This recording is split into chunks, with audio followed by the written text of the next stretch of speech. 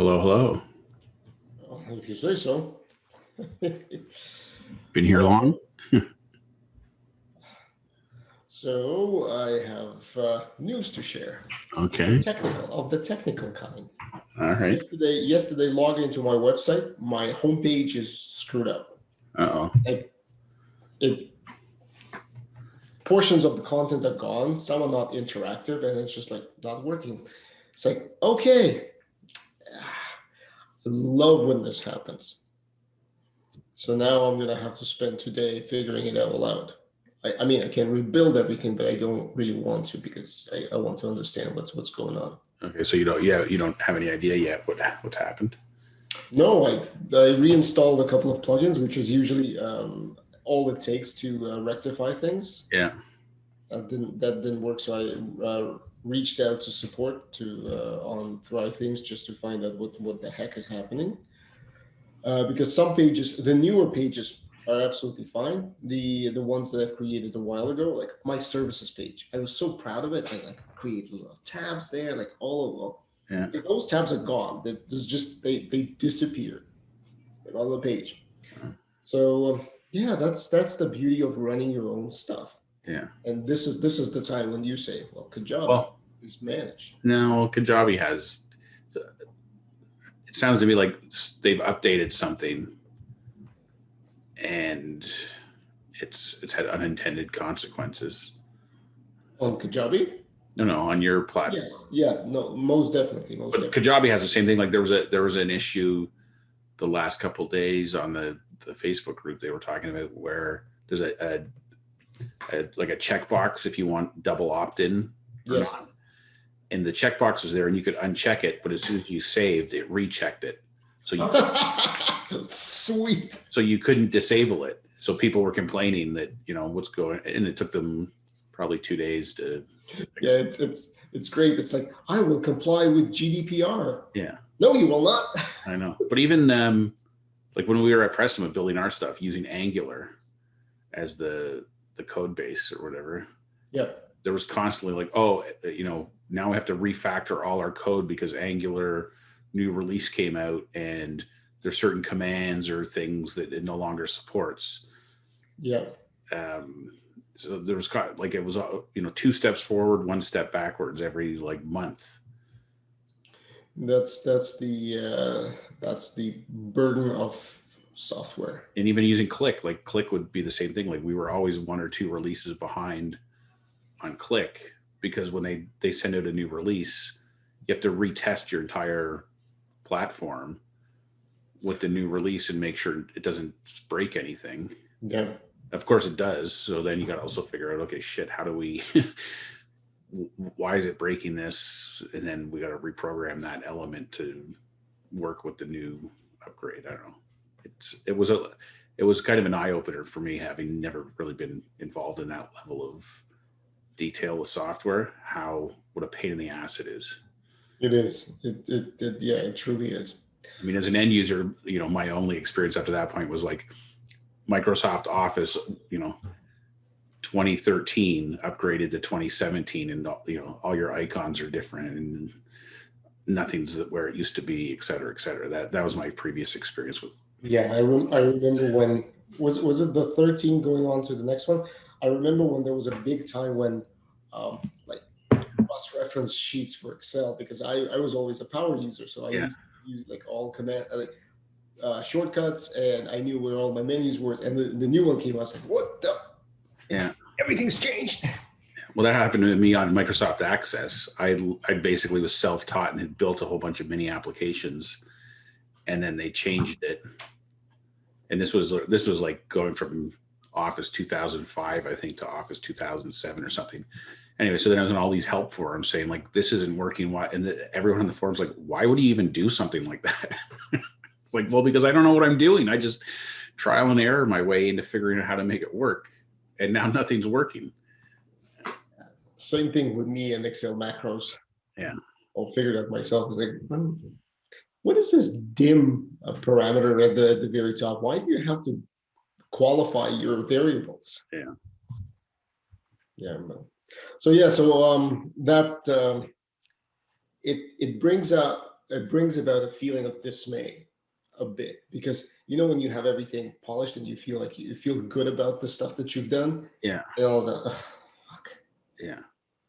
Well, that, it's frustrating to have to go back and redo something. Yeah. Plus, if you weren't looking, these things are frustrating too, because you could quite well have gone weeks without even knowing anything was wrong if you weren't looking at it. That's true. That's true. And the dead giveaway was when I went logged into my services page, and I showed you like that. I had the 3 bars of different pricing. Yeah. And I log in, it's like the middle bar is missing. Yeah. What? So that's kind of, although it also kind of nudged me in the position where I thought to myself, what if I simplify the hell out of this? Because truthfully, I thought that I'm going to be generating a heck of a lot of blog content, but I'm not. That's not what my business is about. My business is about creating like courses and having people in the membership area. That's my business. Yeah. So why would I need all the fluff on the website? Yeah. I'm gonna have a blog for the time being, and maybe I'll come back to it. But realistically, courses, maybe services, and a homepage. Yeah, that's basically it. And also, it doesn't necessarily have to be focused just on nutritionists. I mean, I have 4 domains parked, like the profitable nutritionist parked. Yeah. I have nutrition business. I think I also have that set up. I use it as an example in my course. So maybe that's the route I'm going to go. Yeah, that makes sense. How'd the office hours go yesterday? 5 people on office hours, which is great. Well, 4 people. We are the 5th. Okay. Nobody really asked a lot of questions. So we went into the whole kind of elaboration of how everything worked for us. I hope it jives. The one thing I don't necessarily enjoy is because people don't ask questions, you end up talking about yourself a lot. Yeah. And it's kind of like, well, you're tooting your own horn. So yeah. But at the same time, if you don't have any engagement, it's sometimes difficult to elicit it. Yeah. And this is also interesting because how you and I spoke last morning about how you drive the conversation forward. Yeah. It's much more difficult when people are not ready to speak up. So yeah. Not like I did the whole thing like type 1, type 2 in the yeah. Nothing. Yeah, didn't get the vibe that people were very comfortable engaging. I did a leadership training at Loblaw. So when we were first rolling out superstores, we launched this program called Leadership Means Business, and it was because in the labor contract at Superstore, the department managers were no longer part of the union; they were now part of the management. So we were running these courses with the store manager and all the department managers. Anyway, I volunteered to help teach these courses. It was like a 3-day thing, and I'd be up there in front of 20 people, and you're trying to engage with them, right? Like, who's got an example of this? And like, no one's saying anything, and you're just looking around. Come on, guys! Like, I need you to participate. Yeah. And no one's saying anything. You say, okay, like, if no one volunteers anything, I'm just going to start pointing at you, and I'll put you on the spot. It's still nothing. So then you're like, okay, you find whoever looks to be the most shy in the audience, and you go, what's your example? And you just make in there like, so I don't know, like it's an awkward thing, but it's kind of like you have to kind of just go like, I'm asking for you guys to engage. You're not engaging. Like, so I'm just going to sit here and wait until somebody engages. It is very uncomfortable, but yeah, it's truly uncomfortable. And at the same time, you hate to point out the fact that you're all adults. You're all grown-up adults. Yeah. You're either disengaged because you feel that this is a load of crap, which means that you're not buying into what company is trying to do. Yeah. That was the course where the feedback on one of the feedback forms was less talking from Greg. Yeah. How about more talking from you? Yeah, exactly. Well, that's interesting. That's a good experience for you guys anyway. Well, So do you it's feel good. obligated to stretch that out? Like if you're to be on for the whole time, or if no one's asking questions, you No, we just packed it work? in 40 minutes in, I think. Yeah. Okay.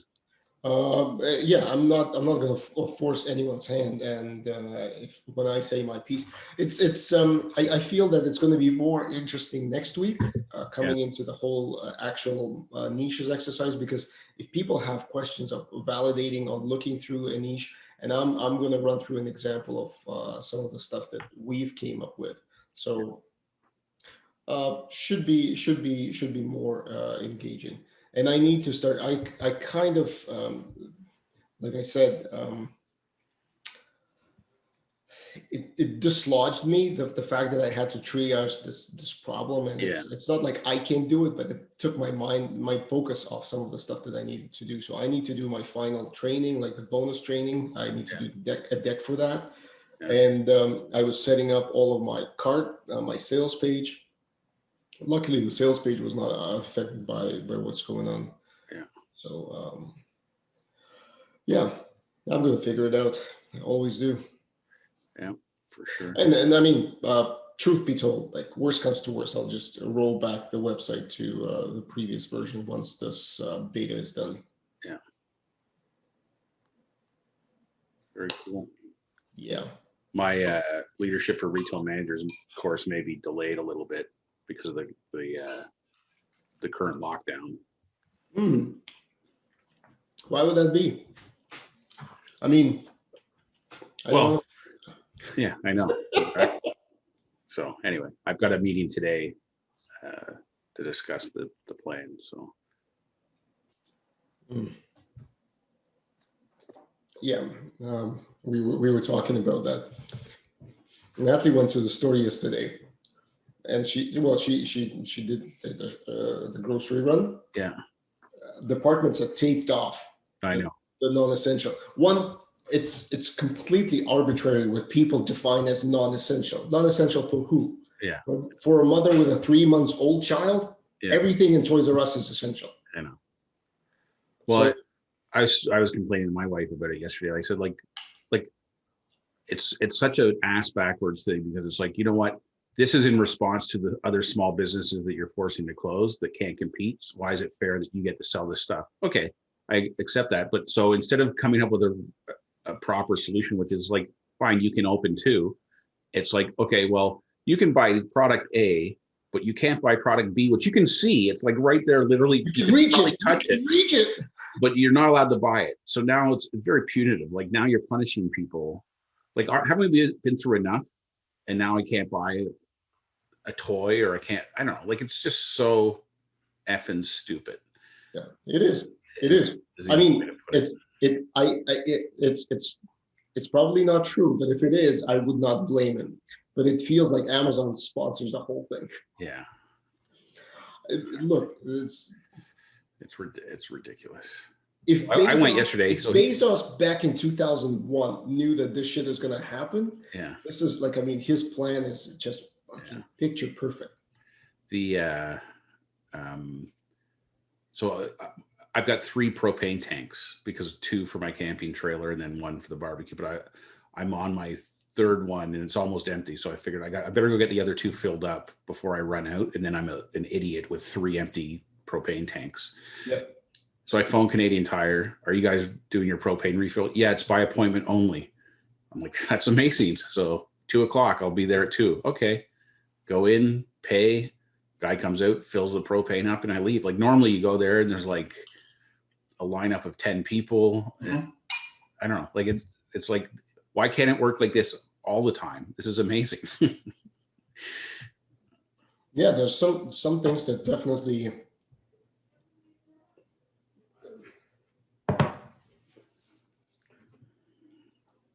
I don't know. Yeah,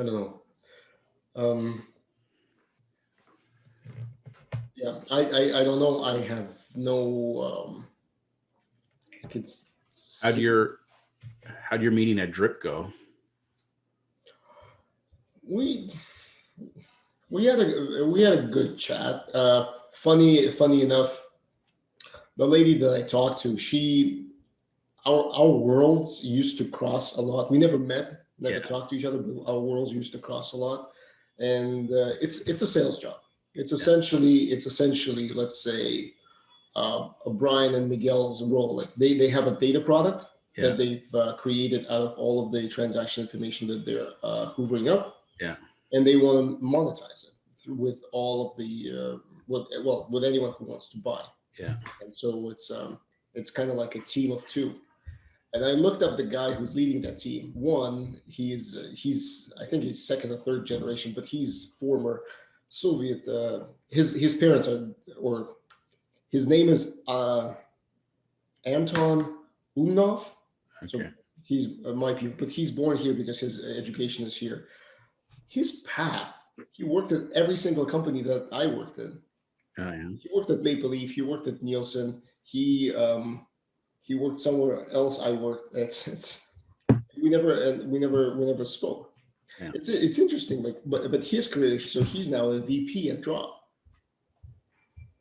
There you go. You guys couldn't coexist in any of those places because they only had room for one former Soviet. Probably. I'm sure he's not. Anyway, so it went. Did it reinforce for you that you don't want to do that kind of thing? Well, the drop is slightly different, but no, she was very pleasant. She was actually very pleasant to talk to. Drop is different because they're like Pressable was at the beginning. Yeah. They have been around for a long time, but they raised a bunch of cash. I think they're trying to find a solid footing right now, because I'm sure that it's not an easy going. There's so many people playing in that rewards game. Yeah. Even Air Miles shops, if you think about Rakuten's, what's it called? Ebates. Yeah. Like that amply from, and then if you go down in the States, there's even more. So there's like, so I think they're trying to find a solid footing. It's exciting because they actually offer stock options. There's no one's called me back. Yeah. Interesting.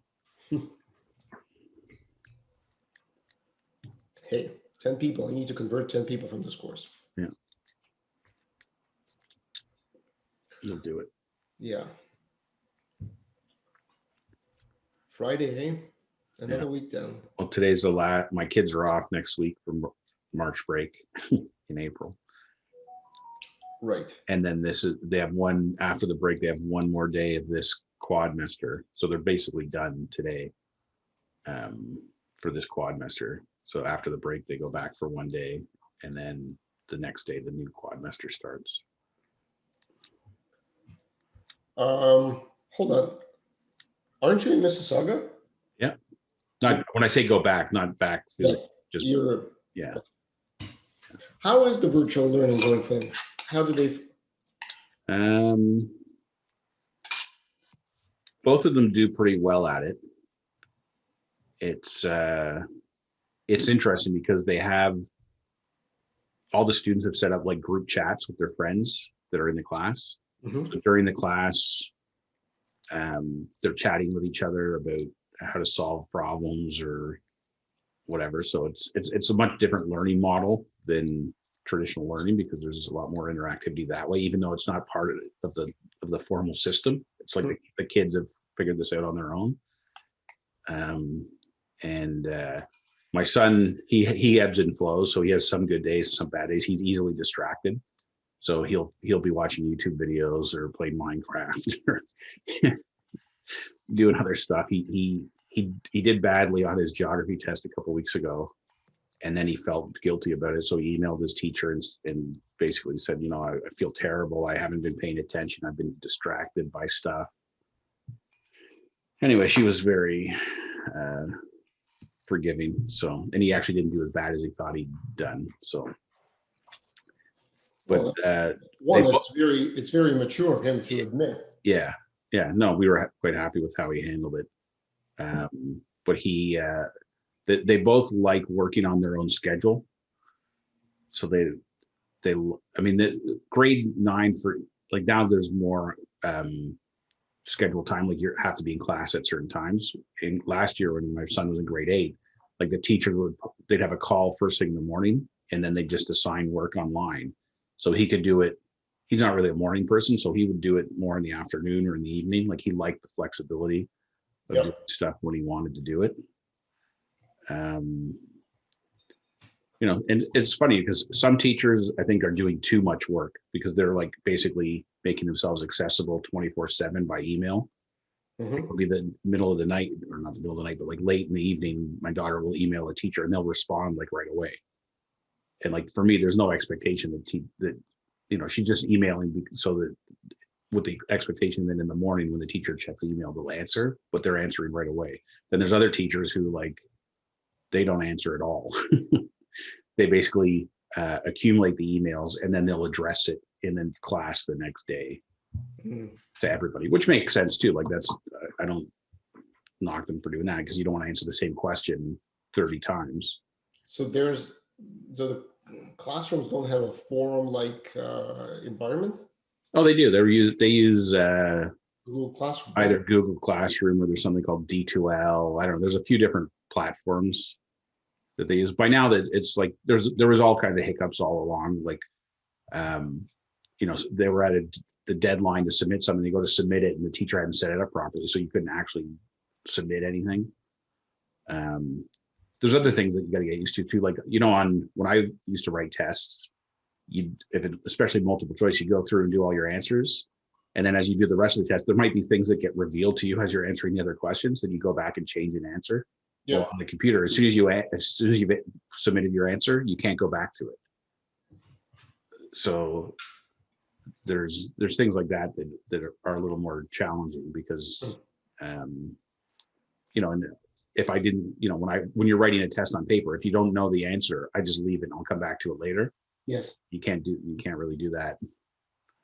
The way some of these things are set up online. So this is unfortunate. Yeah. Well, it's a different way. And there's things that people, you know, you can't think of or accommodate every scenario, I suppose. No, but that's see, I'm not at that stage yet, so I don't have any experience, but it's an interesting example that you bring up because psychologically there will be people who will already be beating themselves up because they feel that this was a guess answer rather than I know it answer. And so which is, you're right, on paper it's like, okay, fine, I'll leave it, moving on. Yeah. Well, I mean, the strategy I used to do is I would get the test done in say 80% of the allotted time and spend the last 20% going back through and reviewing my answers and whatever, and either reviewing or going back and answering the things that I wasn't sure about. It's just you know, it was a successful strategy for me, and now you can't really do that. And then there's issues too, like my daughter, this is the funniest issue. So I bought them Chromebooks a couple of years ago with Air Miles. And when she was in English last year, like in English, the formatting is like a big chunkier mark. There's like the way you cite all your examples, what do they call it? MLA format or something. Anyway, so on her laptop, the formatting would look fine, but then she'd come down here to print it and it would print differently. And then I'd look at it on my computer in Google Docs, like the exact same program, and the formatting was different. Like it wasn't, we still don't know why on her laptop in the same program, and it's all web-based programs, so you would think they should be the same versions and whatever. It should be. But I don't know, there's something weird going on. So she'd spend hours like crying about, you know, I spent all this time on the formatting, now it's all fucked up. Why didn't she save it as PDF?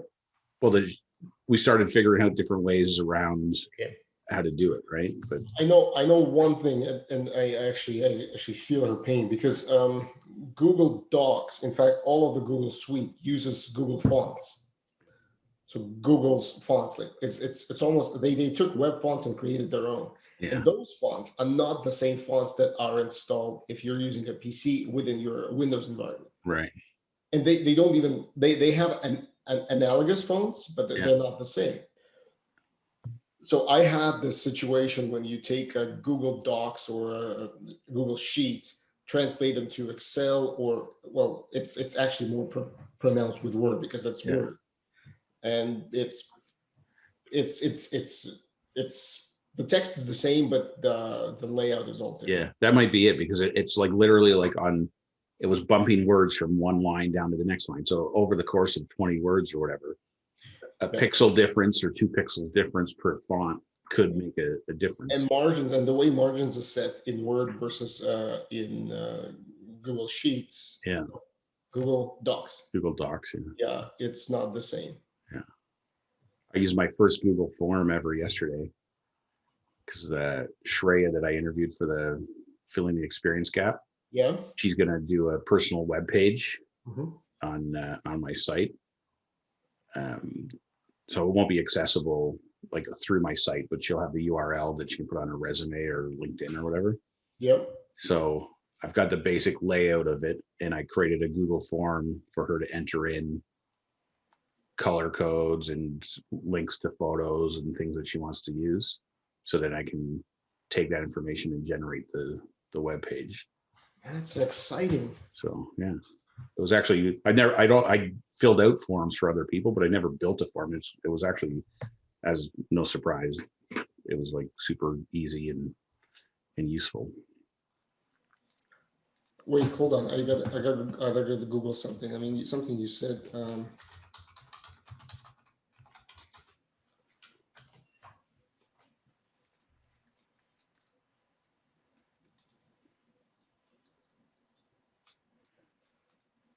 Holy crap.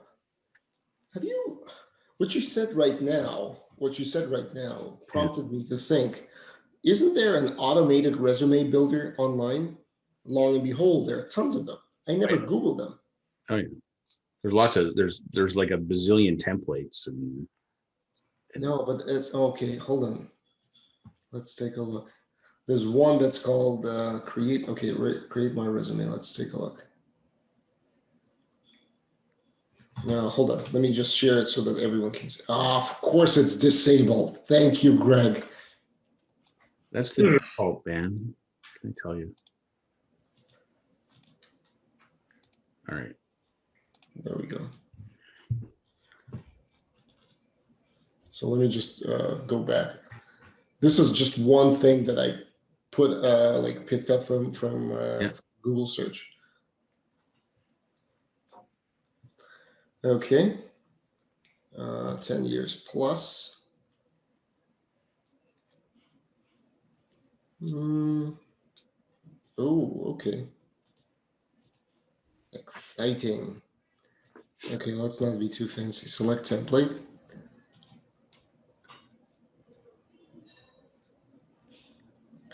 First name. The irony of the resume, though, is that virtually everything I've been applying to over the last year and a half, you can upload your resume, but they just use it to pre-populate all their fields, which never works properly. No. And then you have to go through and that was my most frustrating thing, because I've had way too many friggin' jobs. So yeah, I stopped. You know what? Even when I was applying, I hear what you're saying. I stopped populating all the fields, but I was just, so what prompted your words and the form which you said about. Yeah. I'm wondering is all of these, like this live career, what does it integrate with? Because there's some ADP, which is not a lot. There's a lot of Workday. Yeah. And there's Talio, which is old, and that's just terrible. Yeah. But you're right. The biggest frustration, and I've seen so many comic strips about it. It's like, oh yeah, here's upload my resume for automatic update. Oh, now I need to fill everything in back again. Why did I have to upload it then? I don't know. But wouldn't it be nice if you had a compatible resume builder? Yeah. Yeah. Because there's a couple of interesting things. So this thing, from what I understand, it just populates it so it looks good. Yeah. It takes care of formatting. There are other tools that out there that run your resume through what's it called? The TS? No, not TSO. The system that the automated system that some companies use to like filter out resumes on the Yeah. first stage. Yeah. So it runs it through that to see how much your resume matches the job posting. Yeah. In terms of keywords or what the recruiters are likely to find. Yeah. And finally, of course, you generate resume for yourself and you submit it. But Yeah. then again, you have to repopulate it. Yeah. Wouldn't it be amazing if you could do all like technically, you would think that LinkedIn would have that feature. Yeah. Because that is the ideal spot for everyone looking for a job and everyone writing resumes. Yeah. Well, I've done that where it's like you can, I don't know if it was in Workday or some other system where it says you can populate our fields from your LinkedIn profile. Yeah. And then it still is never, like, you can't just rely on it. You got to still go through it and change things and fix well, it. it's better, but the thing is, the LinkedIn profile is written for people when they try to, and my LinkedIn profile is big. It's like it's not something that I would put on my resume because it's expensive. Yeah. Another business idea. Yeah. The problem is it's a one and done thing for people, right? So it's something that's very valuable and I would use it. But if I'm lucky, I'm only going to need it once every 5 to 10 years. Well, we can take a look at how many people are in the workforce. Yeah. We can take a look at how many companies use, for example, Workday. And everyone who uses Workday can have a compatibility. There's so many people in this space. I don't know. It's I agree. Like there's something there. I just don't know how practical that's. And I'm sure this, I'm sure that this realization that's coming up right now, Workday compatible resume.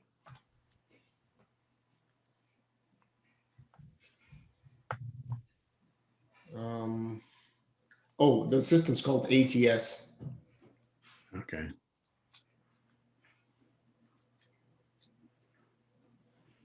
Huh. Can your resume beat the bots?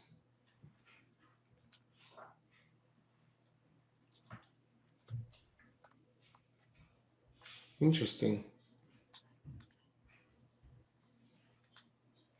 Applicant tracking system.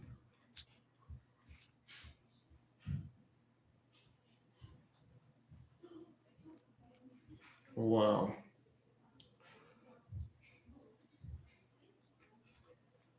Creating a way that lets applicant tracking system parse through applicants with ease. Yeah, I haven't been in this field long enough, but it certainly feels. I was just thinking that you're right. Any given person will use it once. Yeah. But how many people will be applying for a job? Yeah. So if like my interview simulator. Yeah. I thought, like, especially in the pandemic, like lots of people are looking for work. And if you don't have work right now, what do you got better to do with your time? You might as well practice your interview skills. Yep.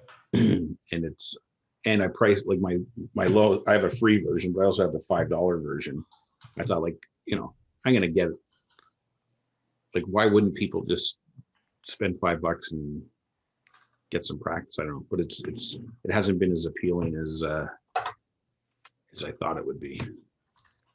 I haven't quite put my finger on why not, but partially because I think there's a lot of totally free information out there.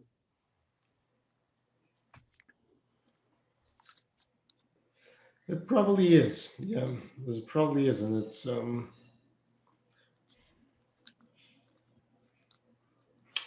yeah. Sometimes the thing that there's definitely value in investor community or VC community because they are linked into companies that can promote or provide PR for you, and that's why you hear about some of the startups and you think, oh my God, they're huge. But really, the fact that you hear about them is because somebody paid money to promote them. Yeah. pitch them to different publications so they have a chance of reviewing them, and that's kind of you build clout, or at least perception of clout. Interesting.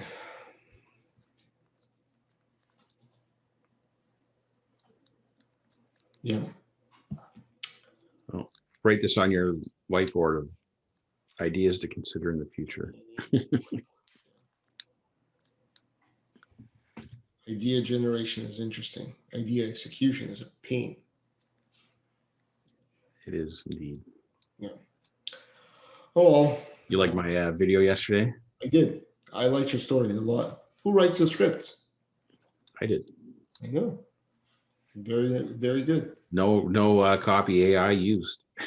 No, it felt very authentic. Yeah, It was good. I can't wait till Mike Holmes gets a peek of that and you get sued for using that image. Did I ever tell you this story? So did you see the picture in there of my trailer? Yeah. So I bought that trailer off a place up in Caledon. And anyway, so I go there to pick it up because they were doing all the graphics and whatever. And I show up to pick it up, and the guy's like, "Oh, Mike Holmes is going to be here in about 20 minutes because he's picking up a trailer." He goes, "I'd love him to see your trailer." And I'm thinking, like, I gotta get out of here. I used to be driving on the 401 with my trailer, and literally cars would be pulling up beside me with their camera, taking pictures. And I used to think, those poor bastards, when they get home and realize, who the fuck's Greg Fisher? Well, the fact that you didn't get sued is a miracle. Yeah. And when I used to park it in my driveway, so I'd back it in, and in my driveway, there's windows at the top of the garage door. So I'd open the door from inside the house to put like garbage in the garage, and my own face would always be staring at me through the window of the garage. Like, it used to freak me out. What happened to the trailer? Well, I sold it to there's a couple guys who were selling products to Sobeys, and they were doing like store demos and stuff. So when I left Sobeys, I was talking to them. I was telling them I needed to sell my trailer, and they're like, "Oh, well, we're looking for a trailer."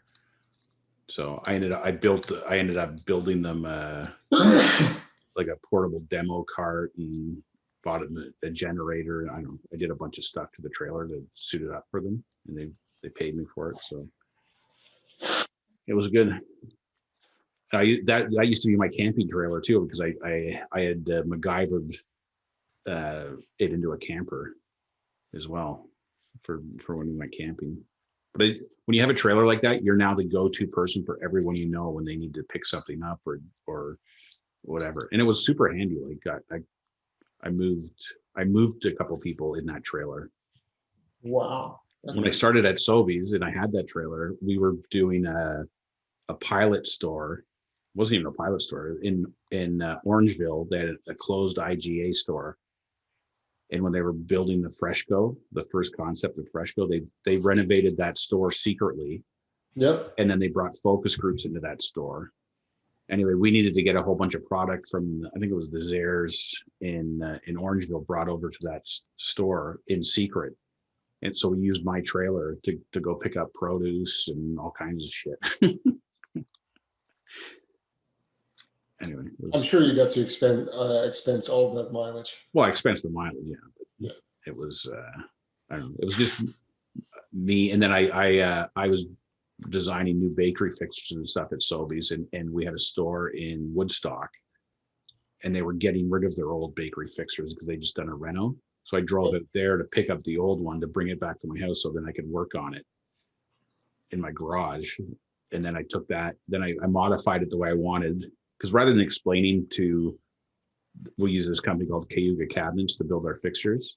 Yep. Rather than trying to explain to them what I was looking for, I just took an old fixture and I modified it myself to what I was looking for. And then I took it to them in Cayuga. And the guy was like shaking his head. He's like, "I've never had a client like build something like a model, like a life-size model, and bring it to us." And I go, "Well, here you go."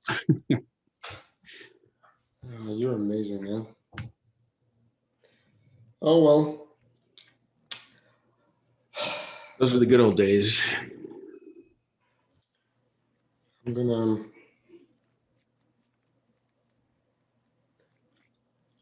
How do you have any software developers? Do I have software developers? Yeah. Did I know? Yeah. Well, I do know some. Well, I know all the developers that worked with me at Pressma. Why? What are you looking to develop? Anything? Something? No, this resume idea. Yeah. Yeah. I'll find it. I'll think through the business model for this. You need to rein. You need to be reined in. I do badly. It's just too many things, and that's actually the perfect illustration of a problem. Is you jump. Yeah, it's like it's the new shiny thing. It's like, oh yeah, let me think about that. It's like, well, how long are you going to think about that? An hour? Yeah. Okay, half an hour. Maybe you get a coffee and you think about it. That's an hour gone. Yeah. It's not like you're going to do anything with that thinking process. It's just the conceptual aspect that like fantasizing. Well, I have my whiteboard on my wall here, and I also have a running PowerPoint deck. Yeah. Where if I come up with something, I'll spend 10 minutes brain dumping things onto a slide or a few slides, and then I try to move on back to something else. Oh yeah. I gotta move on to getting my stuff finalized. I've been talking about it from the beginning of the week, from Monday, and now I have a recorded. What's it called? Not affidavit.